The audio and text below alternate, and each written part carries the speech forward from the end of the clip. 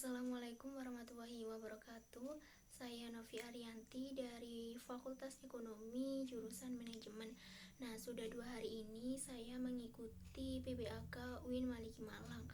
Nah, oleh karena itu saya akan meresum materi apa saja yang sudah saya dapatkan selama 2 hari ini. Materi yang pertama yaitu dari Wakil Rektor Akademik Bapak Profesor Dr. Umi Sumbalah MAG.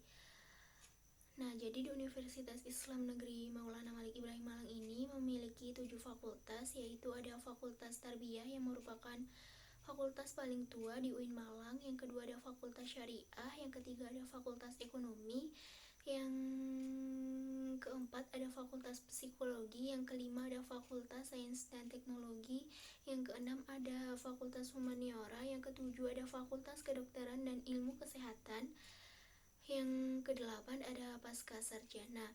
Nah, di UIN Malang ini memiliki 2 integrasi. Yang pertama ada integrasi kelembagaan, artinya adalah memadukan pendidikan tinggi dengan pesantren.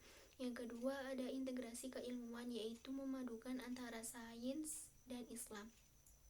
Untuk proses pembelajaran di UIN itu, yang pertama adalah jadi ada 8 semester yang kurang lebih ada 150 sampai 160 SKS yang harus diselesaikan. Kemudian ada juga penelitian baik itu skripsi maupun riset lainnya. Nah, yang kedua itu ada pengabdian masyarakat atau yang biasa disebut dengan PKL. Untuk yang ketiga ini ada ujian komprehensif dari ujian skripsi, yudisium hingga wisuda. Nah, di UIN ini ada mata kuliah pengembangan kepribadian yang dapat membedakan dengan universitas lainnya. Yang pertama itu ada mata kuliah dasar, ada mata kuliah fakultas, mata kuliah bahasa, mata kuliah filsafat, dan mata kuliah rumpun program studi. Nah, yang selanjutnya itu adalah materi yang kedua yang disampaikan oleh Ibu Dr. Ilvi Nurdiana MSI. Ada beberapa usaha untuk upaya pengelolaan kampus. Yang pertama adalah mampu melaksanakan apa yang dikatakan. Yang kedua, menjadi apa 4 tahun ke depan ditentukan dari sekarang. Yang ketiga adalah pemimpin yang baik dan mampu membuka pintu masa depan bagi orang lain. Yang keempat adalah mengedepankan akhlakul karimah. Nah, ada beberapa prestasi yang sudah diraih oleh UIN Maliki Malang. Yang pertama adalah pengelola BLU terbaik 1 PTKIN. Yang kedua adalah akreditasi institusi yang sudah A. Yang ketiga adalah akreditasi prodi yang 50%-nya sudah A.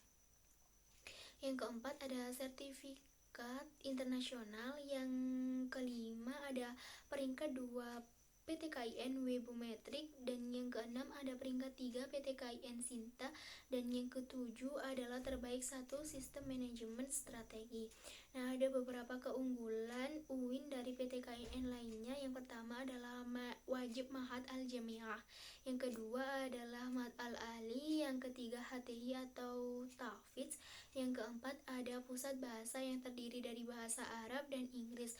Nah, untuk proses pembelajarannya sendiri di pusat bahasa ini terdiri dari online test, buku ajar, melalui YouTube, dan juga latihan keterampilan.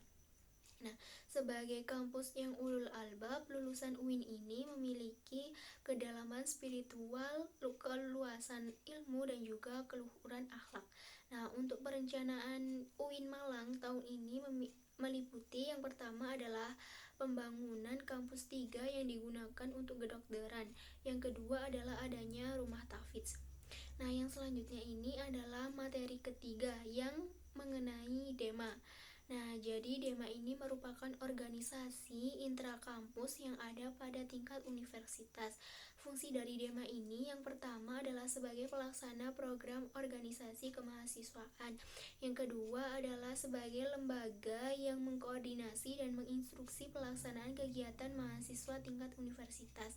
Sedangkan untuk tugasnya adalah yang pertama melaksanakan program kerja organisasi yang sudah disepakati oleh Senat Mahasiswa atau SEMA Universitas. Yang kedua adalah mengkomunikasikan dan menginformasikan kegiatan kemahasiswaan di tingkat universitas. Yang ketiga adalah melaksanakan koordinasi dan sinkronasi kegiatan mahasiswa. Nah, di Dema ini ada beberapa kementerian, yaitu ada Kementerian Dalam Negeri, Kementerian Luar Negeri, Kementerian Sosial Hukum dan Politik, Kementerian Agama, Kementerian Pengembangan dan Kreativitas, dan juga Kementerian Komunikasi dan Informasi. Yang selanjutnya adalah materi yang keempat, yaitu mengenai SEMA.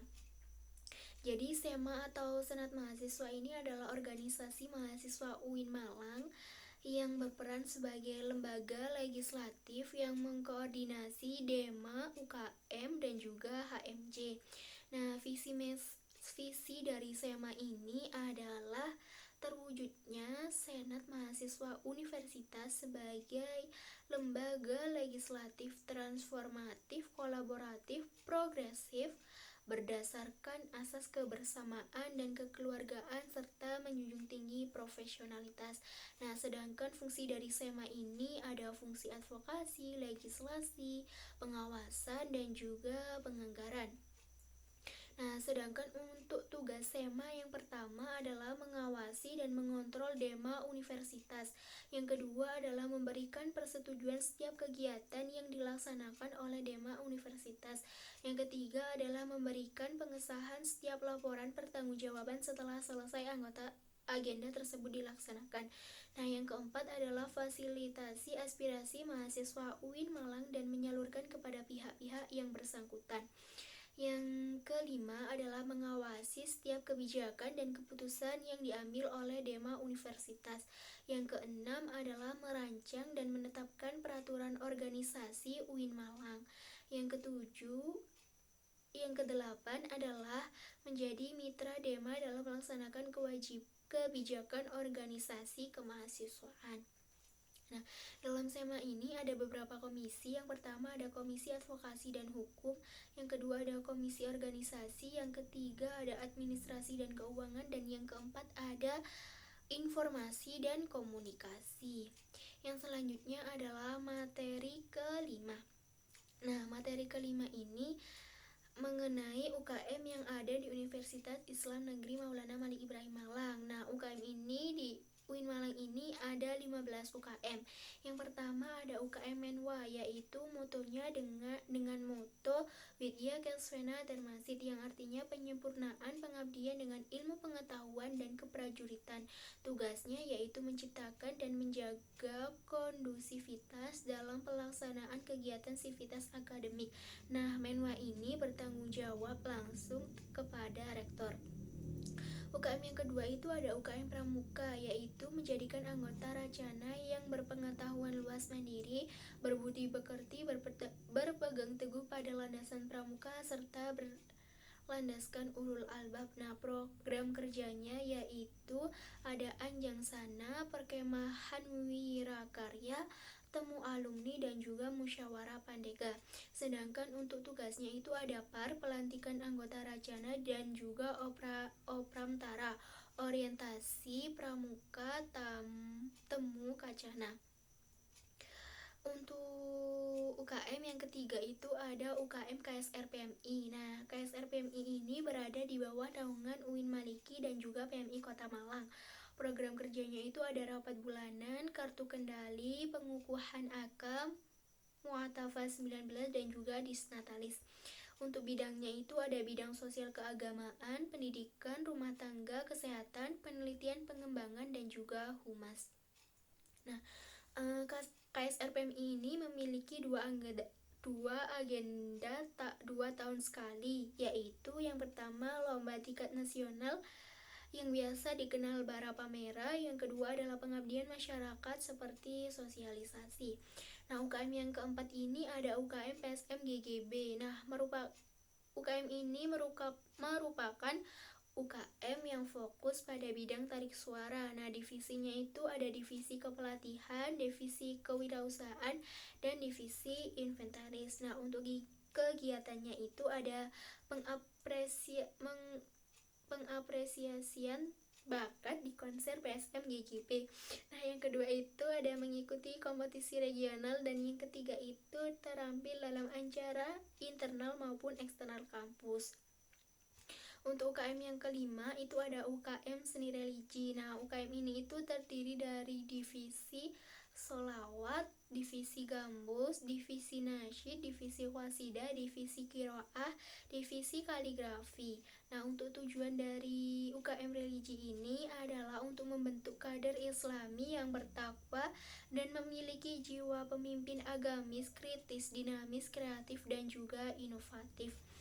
Untuk UKM yang keenam itu ada UKM Teater Kontemporer. Nah, UKM ini itu mewadahi berbagai kesenian seperti musik, tari, seni rupa, sastra, dan juga keaktoran. Nah, untuk latihan teater ini itu sendiri sebenarnya tergantung terhadap kebutuhan. Jadi tidak mesti lama ataupun tidak lama. Nah, yang ketujuh itu ada UKM Mapala Tursina. UKM ini tuh memiliki kegiatan rekreasi, sosial, olahraga, dan juga ilmiah. Untuk yang kedelapan ada UKM Junior. Nah, UKM ini tuh bergerak pada bidang olahraga yang memiliki cabang Persatuan Sepak Bola, Persatuan Voli, Persatuan Bulu Tangkis, Persatuan Tenis Meja, Persatuan Catur, Asosiasi Bola Basket, dan juga Prasetya Sepak Takraw. Untuk kegiatannya sendiri itu ada latihan rutin, sparring partner, turnamen, organisasi, atau kepanitiaan. Nah, untuk UKM yang ke-9 itu ada UKM Kopma Padang Bulan dengan tujuan menjadi koperasi mahasiswa yang mandiri, aspiratif, dan wahana mengembangkan usaha serta perkembangan generasi berideologi koperasi. Nah, bidangnya itu ada bidang usaha, public relation, personalia, dan juga PSDA. Untuk kegiatannya ada pelantikan, rapat pengurus, batering pengurus, kopma tulang, dan juga pelatihan lembaga seni otonom. Sedangkan usahanya itu ada kopmat, konter, fotokop, dan juga catering.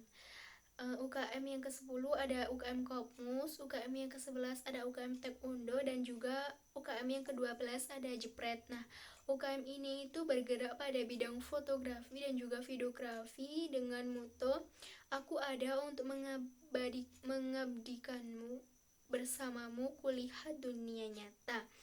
Kegiatannya itu meliputi open recruitment, diklat, pameran, milad JC, hunting besar, dan juga mustang. Nah, untuk yang selanjutnya ke-13 ada UKM Simfoni FM, yaitu yang memiliki program off air, on air, dan juga weekly program. Nah, acara UKM ini ada morning show, free time, rest and relax, Hai Indonesia, Mizan Muslim Zaman Now, Halo Kampus, Daybak, Fresh Handai, Top Chart, dan dari Mami. Untuk yang selanjutnya yaitu UKM yang ke-14 ada UKM LKP2M. Nah, Biro LKP2M ini ada Biro Kerajinan, Penelitian, dan juga Keorganisasian. Nah, untuk kegiatan UKM ini yaitu aktif dalam kompetisi dan prestasi lomba serta menulis di media sosial. Terus selanjutnya adalah UKM yang ke-15 ada UKM UAPM Inovasi, yaitu bergerak pada bidang jurnalistik. Nah, UKM ini memiliki produk. Yang pertama ada website, yang kedua ada Hipos atau koran tempel, yang ketiga ada majalah jurnalistik. Untuk keanggotaannya sendiri itu terdiri dari anggota magang, anggota tetap, anggota sah, anggota kehormatan, dan juga anggota demisioner. Untuk divisinya terdiri dari redaksi, PSDM. Nah, untuk agendanya rutinan itu ada diklat, jurnalis camp, sekolah filsafat, dan juga diskusi rutin. Untuk yang selanjutnya itu adalah materi yang keenam. Materi dengan tema Kebangkitan Indonesia Menuju Indonesia Tangguh, yang disampaikan oleh Bapak Hasanuddin. Nah, pada saat ini, pada masa pandemi, terdapat beberapa dampak di bidang ekonomi seperti melemahnya daya beli masyarakat dan juga hilangnya pekerjaan. Nah, untuk di bidang pendidikan sendiri, dampaknya seperti putus sekolah dan juga penurunan capaian belajar. Di sektor pendidikan ini ada beberapa kebijakan pada masa pandemi yang dilakukan oleh pemerintah seperti bantuan kuota internet, bantuan subsidi upah, bantuan UKT, rumah sakit pendidikan, dan juga dukungan kepada relawan mahasiswa dan dosen. Ada di kekuatan pengubah dunia untuk kemajuan, yaitu teknologi, agama, dan juga pasar. Selain itu, kita sebagai mahasiswa UIN atau PT KIN memiliki peran. Yang pertama adalah sebagai arus utama pengembang teknologi digital. Yang kedua adalah menjadi kekuatan sosio-teknopreneur. Dan yang ketiga adalah epicentrum ajaran agama eksklusif. Nah, sedangkan untuk menjadi generasi unggul dapat dilakukan dengan yang pertama adalah keagungan moral dan spiritual, yang kedua adalah gandrung ilmu pengetahuan, yang ketiga memiliki digital quotient, dan yang kelima adalah kesolehan atau peduli sosial. Nah, sekian dari saya materi yang sudah saya dapatkan pada PBAK 2021 kali ini. Apabila ada tutur kata, saya mohon maaf. Wassalamualaikum warahmatullahi wabarakatuh.